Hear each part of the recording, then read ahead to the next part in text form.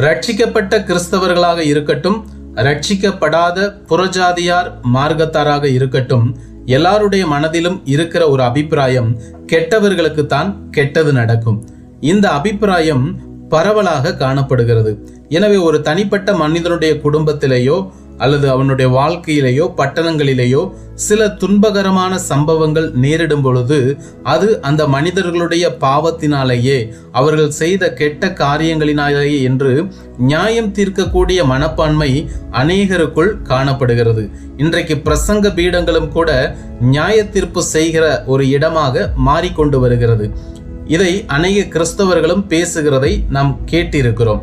இவர்கள் செய்த பாவத்தினாலே தான் தேவன் இப்படிப்பட்ட காரியங்களை அவர்களுடைய வாழ்க்கையிலே செய்து வருகிறார் என்று இரக்கத்திற்கு பதிலாக நியாயம் தீர்க்க முந்திக் கொள்ளுகிற ஒரு மனப்பான்மை, இந்த ஒரு அபிப்பிராயத்தை இயேசு கிறிஸ்து லூக்கா 13வது அதிகாரத்திலே அவர் உடைக்கிறதை நாம் காண்கிறோம்.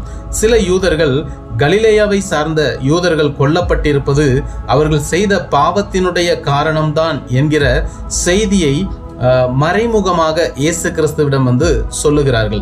அதற்கு இயேசு கிறிஸ்து சொல்லுகிறதான பதில், அது அப்படி அல்ல, மற்ற எல்லாரை காட்டிலும் அவர்கள் பாவிகளாக இருக்கிறார்கள் என்று நீங்கள் நினைக்கிறீர்களா? அது அந்தபடி அல்ல. நீங்கள் மனம் திரும்பாவிட்டால் உங்களுக்கும் அப்படி ஆகும். மனம் திரும்பாவிட்டால் நீங்களும் கெட்டு போவீர்கள் என்கிற காரியத்தை சொல்லுகிறார். மட்டுமல்ல, இயேசு கிறிஸ்து மற்றொரு சம்பவத்தையும் குறிப்பிடுகிறார். சீலோவாமிலே கோபுரம் விழுந்து 18 பேரை கொன்றதே. எருசலேமில் குடியிருக்கிற மனுஷர் எல்லாரிலும் அவர்கள் குற்றவாளிகளாய் இருந்தார்கள் என்று நினைக்கிறீர்களா? அப்படி அல்ல என்று இயேசு கிறிஸ்து சொல்லுகிறார். இந்த பொய்யான மனிதனுடைய அபிப்பிராயத்தை இயேசு கிறிஸ்து உடைக்கிறார்.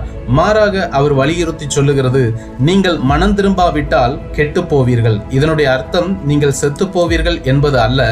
நீங்கள் மற்றவர்களை நியாயம் தீர்க்காமல் நம்மையே ஆராய்ந்து நமக்குள் இருக்கிற குறைகளை களைய வேண்டும் என்கிறதை இயேசு கிறிஸ்து வலியுறுத்துகிறார்.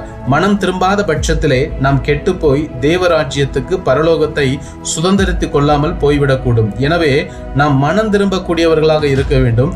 மற்றவர்களுடைய வாழ்க்கையில நடக்கிற காரியங்களை நியாயம் தீர்க்கிறவர்களாக இருக்கக்கூடாது.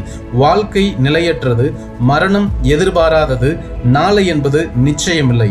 ஆண்டவர் கொடுக்கிற அழைப்பு, நீங்கள் இன்றைக்கே மனம் திரும்புங்கள், தேவனிடத்திலே திரும்புங்கள். மற்றவர்களுக்கு ஏற்படுகிறவர்களை நியாயம் தீர்க்கிறது அல்ல, உங்களுடைய வாழ்க்கையே நீங்கள் சோதித்து பார்த்து மனம் திரும்புங்கள், கர்த்தரை தேடுங்கள், அப்பொழுது நீங்கள் பிழைப்பீர்கள். ஆமேன்.